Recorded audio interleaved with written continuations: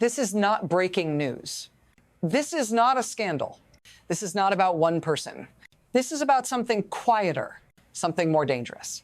It's about what happens when a system built on rules starts experimenting with loyalty instead. When money stops flowing according to law and starts flowing according to obedience, when power asks a simple question, very softly, what if the limits don't matter anymore? Most people never see this part because it doesn't arrive with sirens.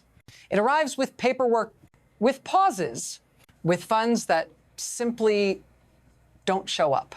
And by the time anyone notices, the damage looks procedural, boring, already normalized. If you're watching closely, stay with me. Because once this kind of failure begins, it doesn't announce where it's going next. What looks like a budget decision is something else entirely. And to understand why, you have to see what's actually running the system now. What actually controls the system right now is not ideology, not policy, not even elections in the traditional sense. It's leverage, the quiet ability to decide who gets resources and who waits, who moves forward and who stalls out. Not through legislation, through administration. On paper, the system still looks the same. Congress appropriates money. Agencies distribute it. States plan around it. But underneath that structure, something has shifted. The center of gravity has moved from law to discretion, from obligation to conditionality. Funding becomes flexible. Flexible becomes selective. Selective becomes political. And once that happens, the system stops responding to rules and starts responding to signals. Signals about loyalty, about alignment, about compliance. This is how power consolidates without changing a single statute. You don't rewrite the rules. You reinterpret the pause between them. What matters next is not who is targeted first. It's how long this new logic is allowed to feel normal. Because it didn't start loudly, and it won't stop politely. And the most dangerous part is how slowly everyone adjusted. For a long time, this country ran on an assumption you never had to think about, that if Congress approved the money would move. Not quickly, not efficiently, but predictably. Before, delay meant bureaucracy. Now, delay means leverage. Before, funding was boring. Now, it's conditional. This change didn't happen all at once. That's why it worked. It arrived as exceptions, as temporary pauses, as review periods, each one small enough to defend, each one reasonable enough to ignore. But taken together, they rewired expectations. States stopped asking when funds would arrive and started asking if. Institutions stopped planning and started hedging.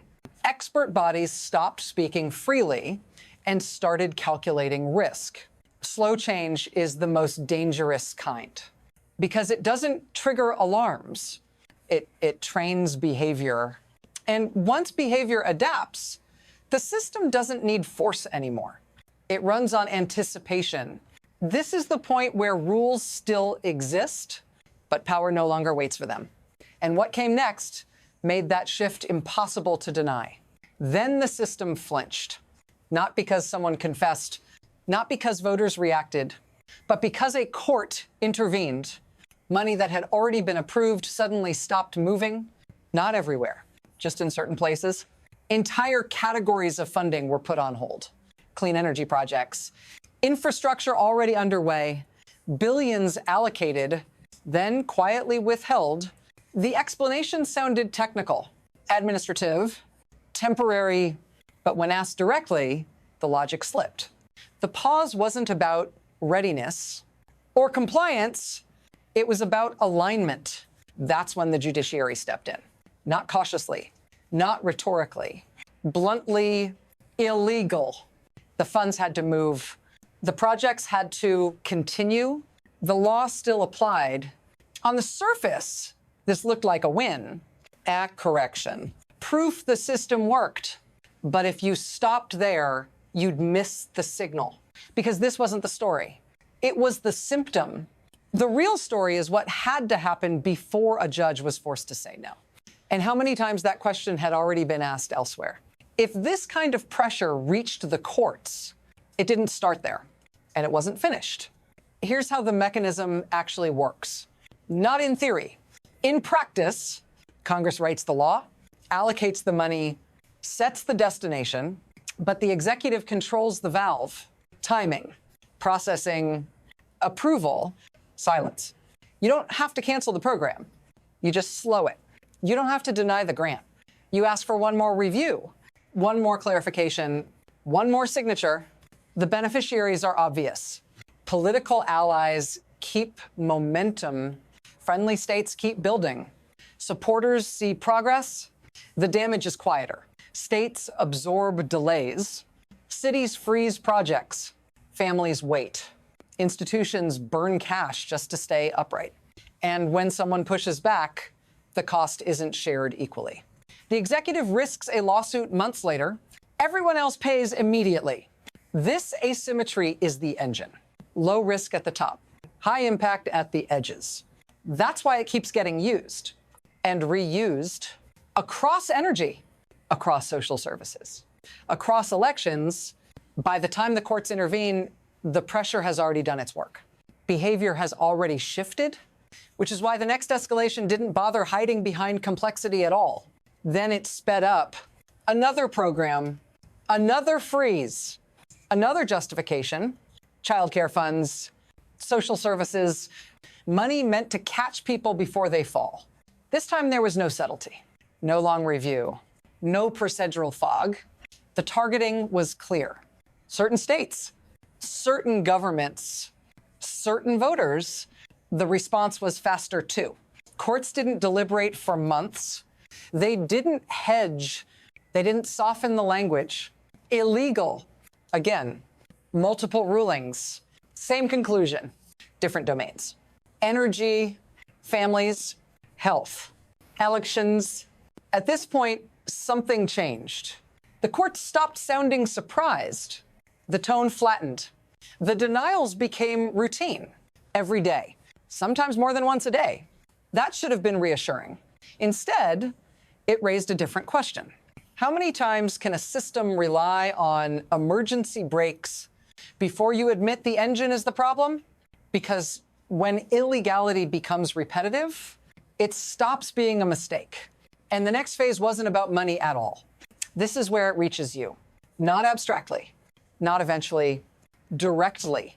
Because when funds stall, the gap doesn't stay at the top. It travels downward into classrooms, clinics, construction site, polling places.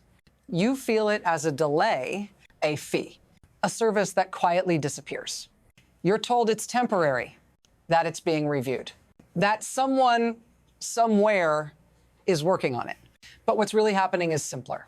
The system is teaching you to wait, to adapt, to stop expecting reliability. And once that expectation breaks, it's hard to rebuild. You plan less. You risk less. You speak more carefully. That's the human cost of leverage.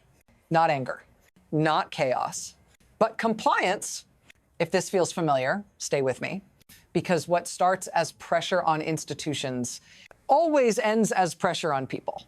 And by now, this wasn't contained inside borders anymore. What happens inside one system never stays there. When funding becomes conditional, markets notice. When permits become political, investors hesitate. When courts intervene daily, allies start recalculating. Infrastructure doesn't exist in isolation. Energy grids cross borders. Supply chains stretch outward. Confidence travels faster than money. Projects paused in one place ripple into shortages elsewhere. Delays compound. Costs rise. Partners start asking whether commitments here still hold. This is how a domestic power struggle becomes an international signal. Not through speeches, through instability.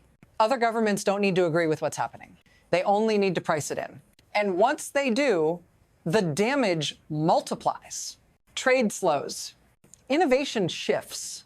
Influence erodes quietly. At this stage, the question is no longer whether the system can correct itself.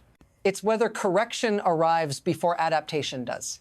because systems under pressure don't wait for permission to change. They route around uncertainty. And what comes next depends on which path the system slips onto, before anyone can say they meant to choose it. From here, there are only three paths, not predictions. Trajectories. The first is adjustment. Institutions hold. Courts keep blocking. Congress keeps intervening. The system absorbs the pressure and reshapes behavior at the top. Power learns slowly that leverage has limits. Nothing breaks, but nothing forgets either. The second path is erosion. The law still exists. The rulings still come. But delay becomes permanent. Compliance becomes selective. Everyone learns to live inside the gaps. Not openly defiant, just less certain, less stable. This is how systems hollow out without collapsing. And then there's rupture. When the friction stops being procedural and becomes political, when institutions collide instead of compensating, when one branch decides containment is no longer acceptable. This is rare. But history is full of moments when unlikely arrived all at once. Which path wins isn't decided by intention. It's decided by accumulation, by how much strain the system carries before something finally gives. And the most dangerous part is that right now, all three are happening at the same time. So if you're waiting for a clean ending, don't. There isn't one yet. What you're watching is not collapse, and it's not recovery. It's something more fragile. A system still standing, but relying on constant resistance to remain itself. Courts issuing orders at machine speed. Legislatures rediscovering powers they stopped using. Agencies operating under legal shields instead of trust. That can work for a while, but systems like this don't fail loudly. They fail by asking more and more of their safeguards until the safeguards become the story. The danger isn't that power tested the limits. The danger is that it learned how far it could go before anyone stopped it. And now everyone is watching everyone else to see who blinks first. If you want to understand what comes next, you have to keep tracking the pressure points. The pauses, the injunctions, the votes that almost didn't happen, because the next move won't look dramatic. It will look administrative. And if you miss it, you'll only notice when something you relied on doesn't show up anymore. Stay with this. The system isn't done answering yet.